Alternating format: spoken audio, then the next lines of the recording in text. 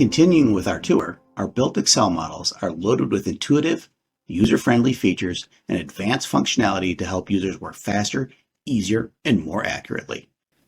In both the single and multi-asset versions of the model, essential details of the analysis, like timing, costs, allocation of costs, and financing for the development project, are entered in the Development tab.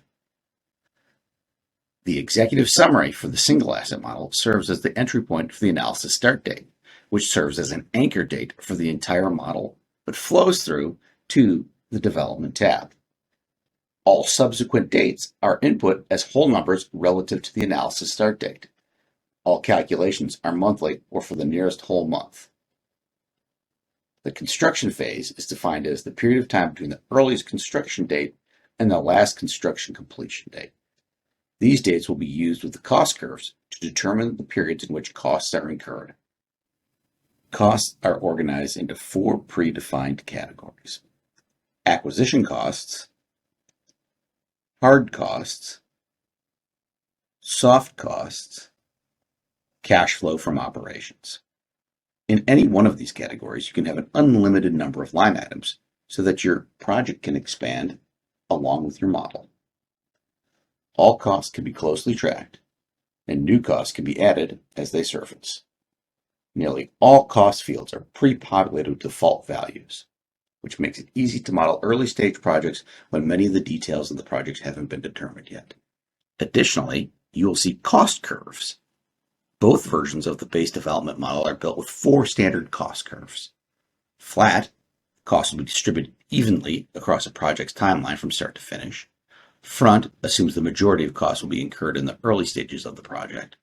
Mid assumes the majority of costs will be incurred around the midpoint of the project. And end, which assumes the majority of costs will be incurred towards the end of the project.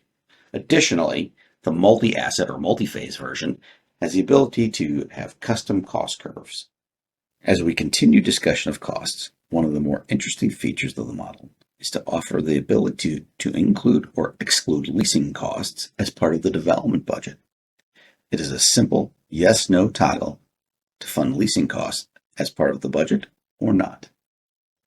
Within the model, capital can be categorized as either indirect or direct.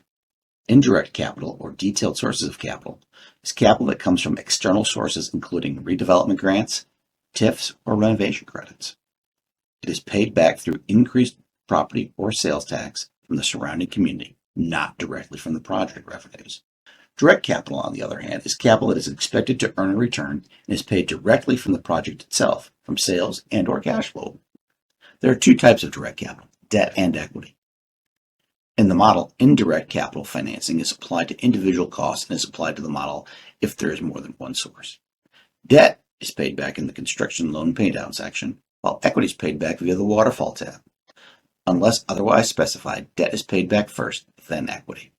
Funding of costs happens in the order in which the funding elements appear. All of this gets us to one of the more important features, construction interest. Because construction interest is capitalized, it will be added back to the model as construction costs that increase the cost of the project. The model calculates total interest paid to the bank. Then the user can review operation costs to determine how much of that interest is covered by operations. Reallogic's built Excel development models generate 2 standard reports: the executive summary and the cash flow detail. The executive summary contains deal inputs, timing, sources and uses, cash flows, and partner or project level returns. The cash flow detail has project level cash flow, before and after debt, as well as return calculations. Additionally, being an Excel workbook makes every input page a report as well. And if you don't find a report metric or a report you are looking for, it's Excel.